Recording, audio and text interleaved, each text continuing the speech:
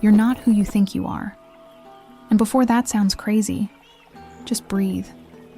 Because maybe, just maybe, all your pain, anxiety, and confusion come from believing a well-crafted lie.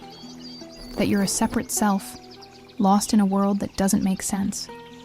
But what if that's not true? What if everything you call reality is actually unfolding inside something deeper? Something still, invisible, and awake. Something you can't touch, but you can feel. Something that's been here all along, even on your darkest days. In this video, I'll show you why separation is an illusion, and how this simple shift in perspective can free you from a lifetime of suffering. Fair warning, after this, you might never see yourself the same way again.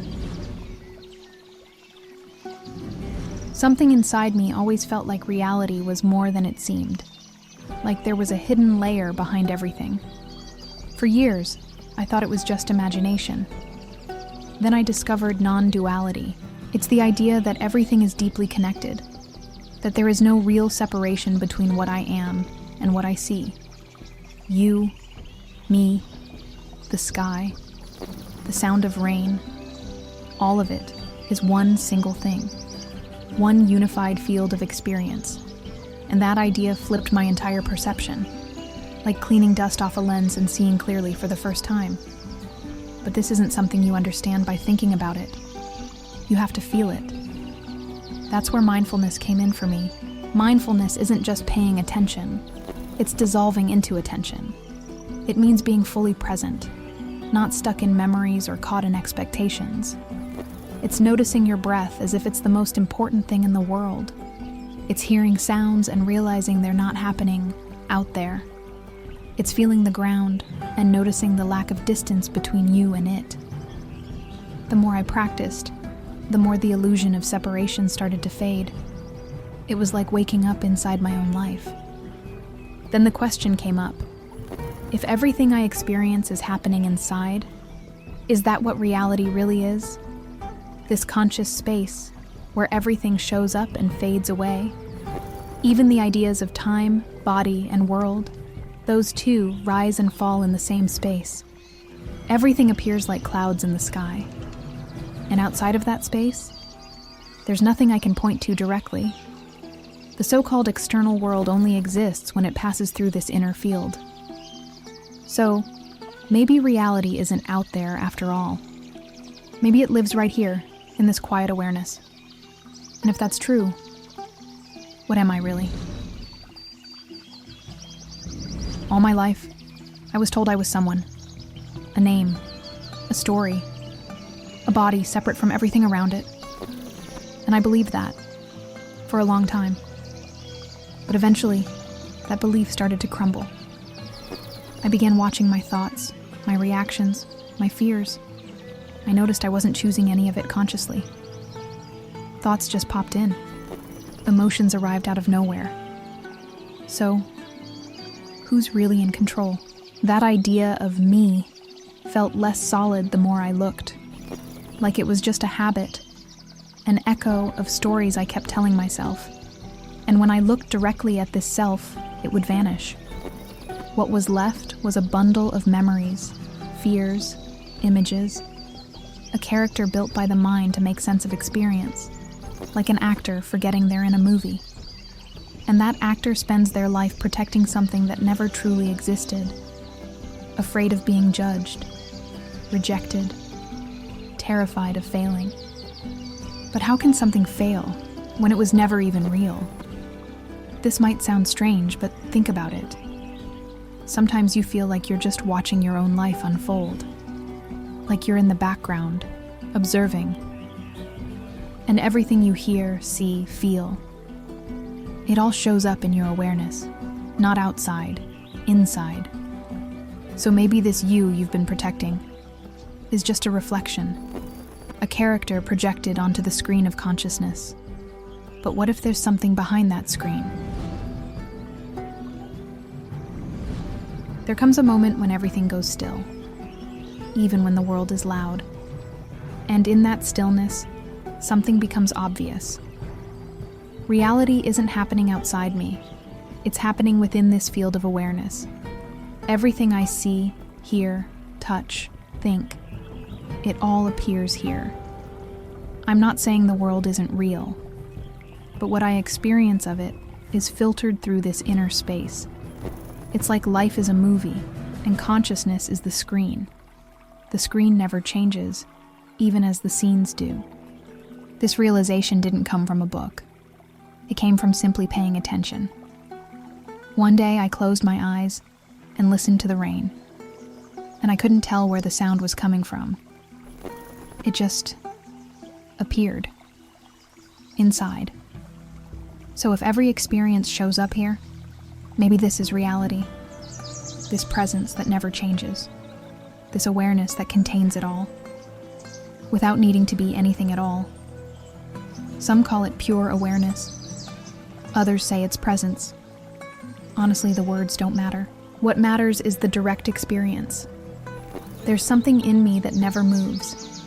It was here when I was a child. It's here now, quietly watching.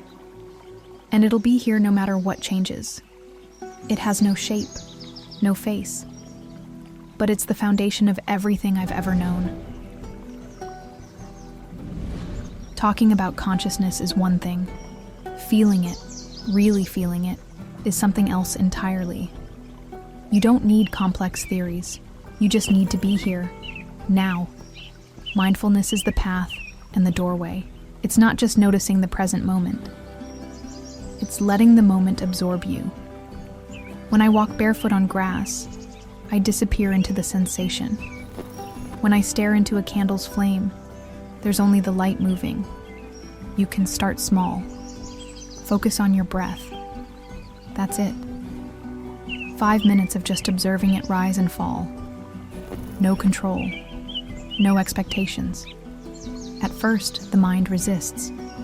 It wants to escape, talk, worry.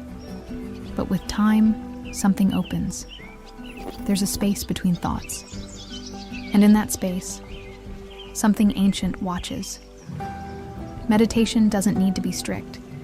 It can happen while washing dishes, while listening to city sounds at night, lying in bed, just feeling your heartbeat. The sacred hides in the ordinary. Awareness doesn't demand effort. It only needs space. And space opens up when you stop trying to understand everything, when you simply allow. And in that allowing, you realize nothing is missing. Most of my suffering comes from resistance. Resistance to what is. Wishing things were different. Wishing I were different. But when I see from the lens of pure consciousness, everything shifts. I'm no longer the center of the universe, fighting to fix everything. I'm the space where everything unfolds, even pain. And if I'm the space, why fight the clouds that pass through it? Why take suffering personally, if it's just another form moving through awareness? This insight begins to dissolve pain right as it arises. I'm not saying life becomes magical, but my relationship with suffering transforms. It's not the enemy anymore.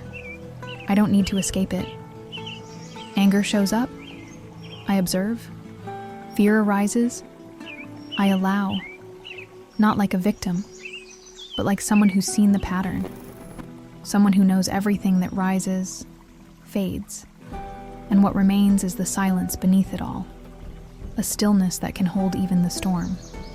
When I stop identifying with thoughts, they lose power. The story of being a failure, an outcast, a mess, becomes just that, a story. I still hear it, but I don't need to play the part anymore. I feel sadness, but I'm not the sadness. I experience disappointment, but I'm not trapped in it. I'm the stage, not the scene. The sky, not the storm. And that shift changes everything, because in the end, what truly sets us free is realizing we were never truly stuck. So now that you know, what will you do with it? Will you keep believing you're just this name, this body, this endless loop of stories? Or will you dare to look deeper, beyond the surface, and recognize the quiet awareness watching it all? Maybe for the first time, you'll see that pain doesn't have to be your master. It can just be a passing guest. And you, the space where it all unfolds. So tell me, what are you feeling right now? Did something inside you shift? If this resonated with you in any way, drop a comment below. Let me know what moved you. And of course, subscribe to the channel and turn on notifications. Because this is just the beginning.